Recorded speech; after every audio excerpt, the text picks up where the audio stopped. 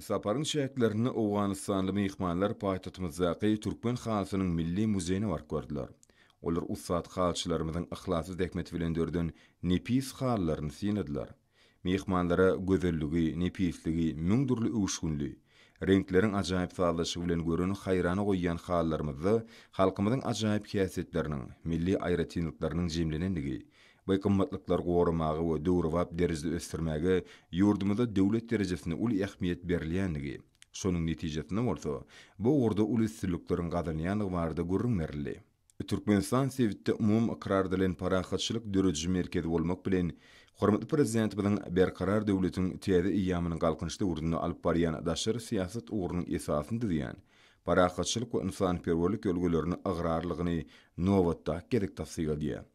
Wekilet agzalary Owganystanyň durmuş ykdysadyň galkynmagyny ezgiderli edýän gollawy tagalaty üçin Türkmenistanyň hormatly prezidentine we gahrman arkadamyda şeride tutuş türkmen halkyna hoşallyk bildirdiler.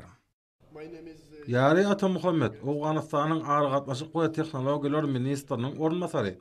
Bizim wekiletimiz üçin medeni maksatnamalaryň gurulanyny üçin Türkmenistanyň hormatly prezidentine hem de gahrman arkadaga sağolsun edýär. Bu ýerdäki türkmen hallary biziň medeni gatnaşyklarymyzda, taryhymyzda köp meňzeşligiň bardygyny aýdym görkezýär. Mälim boş ýaly Türkmenistanyň hormatly prezidentinden başlanýy bilen goňşy Owganystanyň ähli ugurlarda ötmek üçin amala aşyrýan işler, parahatçylyk, hoşnetli goňşylyk, insanperwerlik ýaly gymmatlyklary özüne jemleýär. Hem de halklaryň arasynda ýoly goýulýan netijeli hyzmatdaşlygyň nyşanyny emele getirýär. Türkmenistan parahatçylyk, söýüjlik, dostlyk we hoşnetli goňşylyk esaslaryna dayanmak bilen Owganystanyň durmuş ykdysady düzüminiň ösdürmegine ýurtda parahatçylykly durmuşyň ýoly goýulmagyna münasip goşandyny goşýar.